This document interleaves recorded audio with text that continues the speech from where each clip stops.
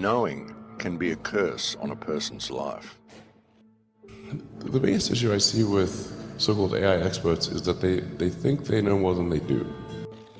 I traded in a pack of lies for a pack of truth, and I didn't know which one was heavier. And they think they're smarter than they actually are. In general, we are all much smarter than we think we are, but much less smart, dumber than we think we are, by a lot. Once you know the truth, you can't ever go back and pick up your suitcase of lies. Heavier or not, the truth is now yours. This tends to plague smart people. They just can't.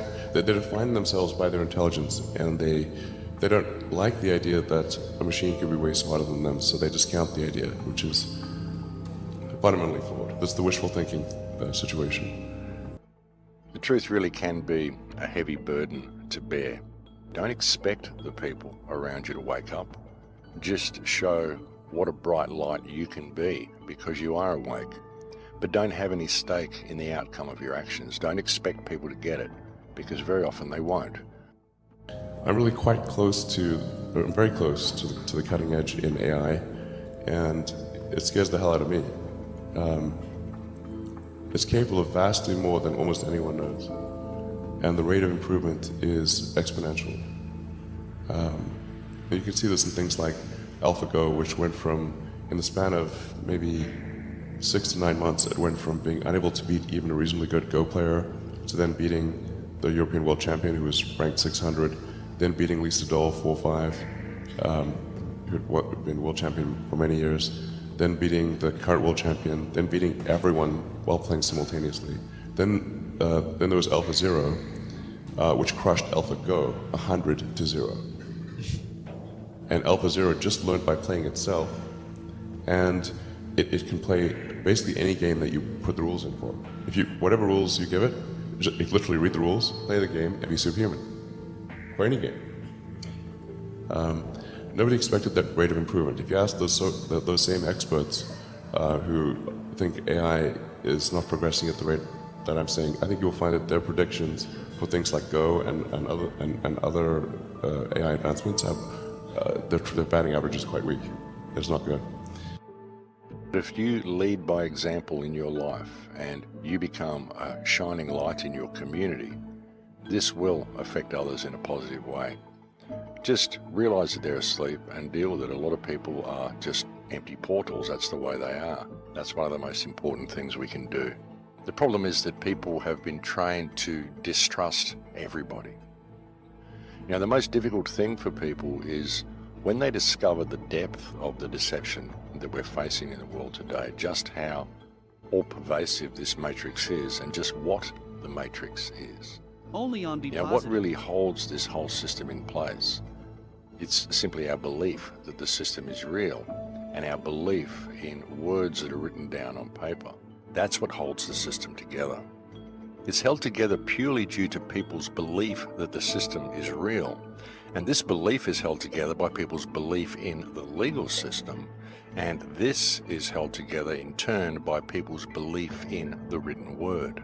All of the secret codes and all of the numbers that they put in there, the magic that it creates, all of the symbolism that they put everywhere. There's a certain magic that is created by all of this stuff, which they use to control us.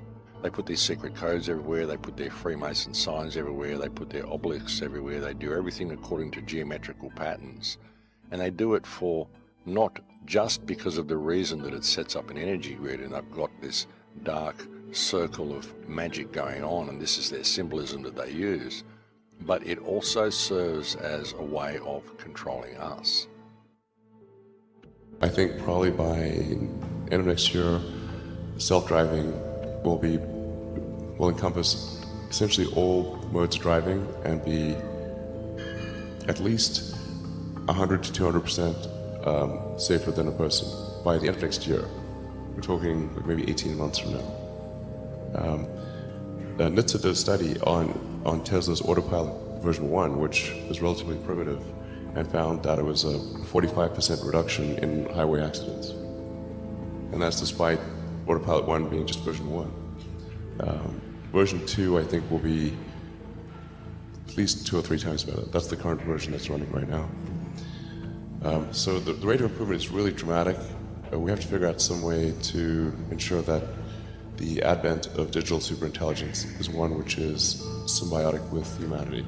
I think that's the single biggest existential crisis that we face, and the most pressing one. And how do we do that? I mean, if we take it that it's inevitable at this point, that some version of AI is coming down the line, how do we steer through that?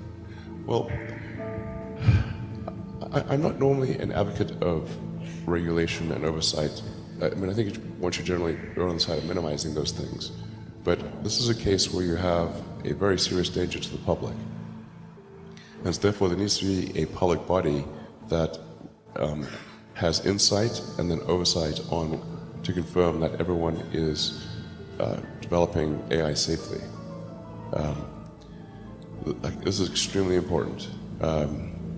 I think the danger of AI is much greater than the danger of nuclear warheads by a lot.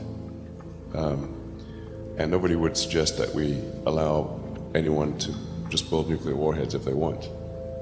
That would be insane. And mark my words, AI is far more dangerous than nukes. Far. You know, once you've done enough research, you begin to realize that one of the main purposes of this secret language is actually to control those who are researching into who the controlling hand is, and those who are researching into where things are going. They use the secret language to control those who know about them. Basically, they use it to control their opposition. And the way this is done is really quite clever. But of course, everything about this system is quite clever. But in order to understand how you are controlled by these secret markings and these secret codes, you need to understand the difference between left and right brain perception, and you need to understand how the language works, and you need to understand how the law works, what the law actually is. I'm not really all that worried about the short-term stuff, the things that are, like narrow AI is not a species-level risk.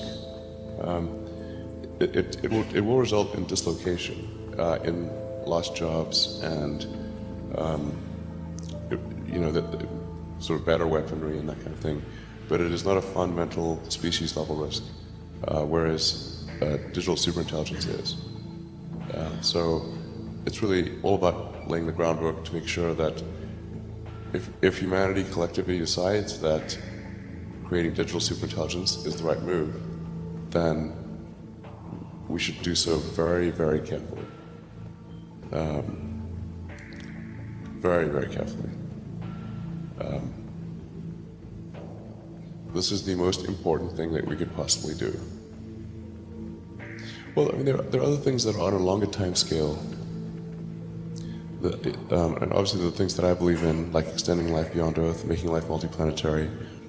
I'm a big believer in sort of Asimov's Foundation series, or the principle that you really want to, I recommend reading the Foundation series, but it's like if you know that there's likely to be, we don't know, but there's likely to be another Dark Ages, which it seems, my guess is there probably will be at some point.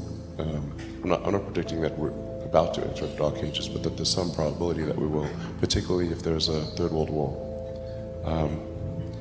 Then we want to make sure that there's enough of a seed of human civilization somewhere else to bring civilization back, and perhaps shorten the length of the Dark Ages. I think that's why it's important to get a self-sustaining base, ideally on Mars, because Mars is far enough away from Earth that a war on Earth, the Mars base might survive. It's more likely to survive than a moon base.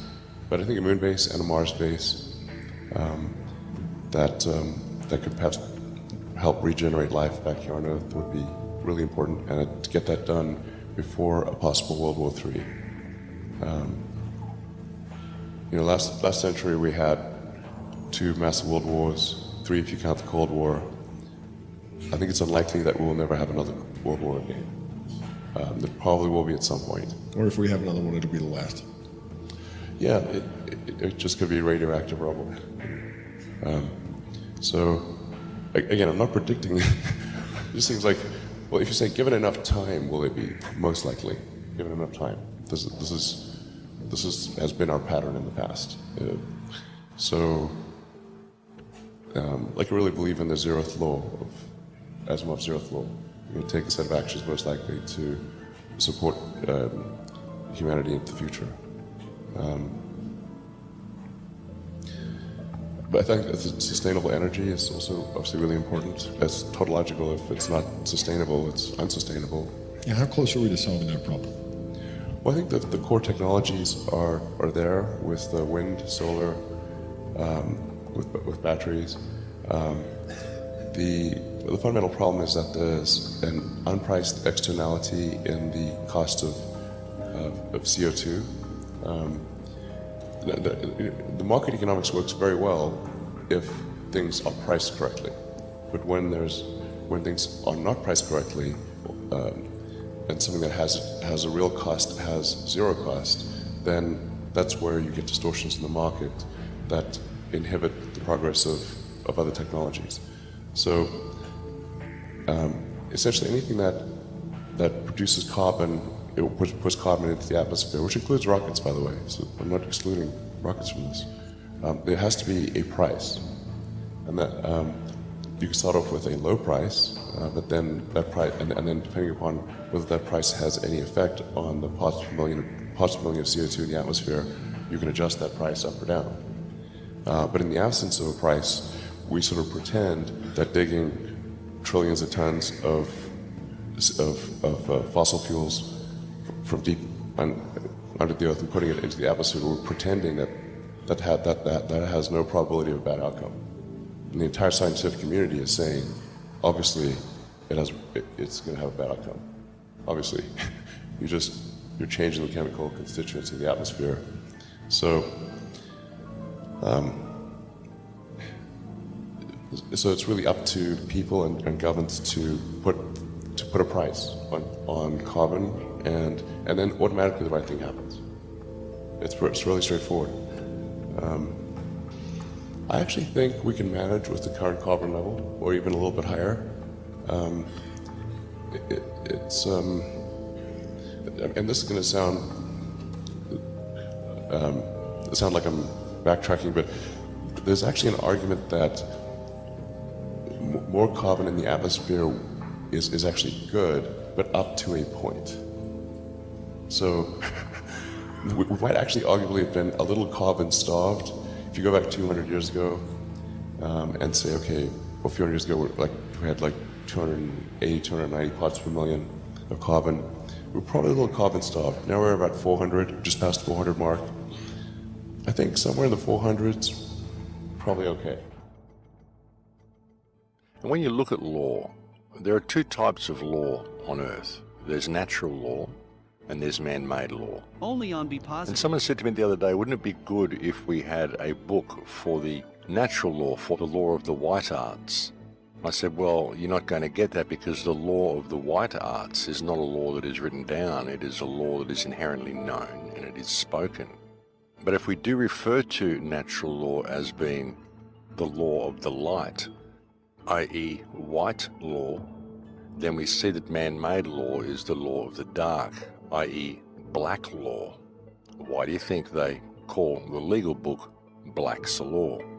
And see, what they do, folks, is they teach you to think in language. They teach you to always think in language, and they take you to school and they teach you to spell. This is the first thing that they teach you to do, to spell words. And these are written words. Spoken words you don't need to spell. Not in normal thinking, in normal everyday life. You don't need to spell words. You can just speak them.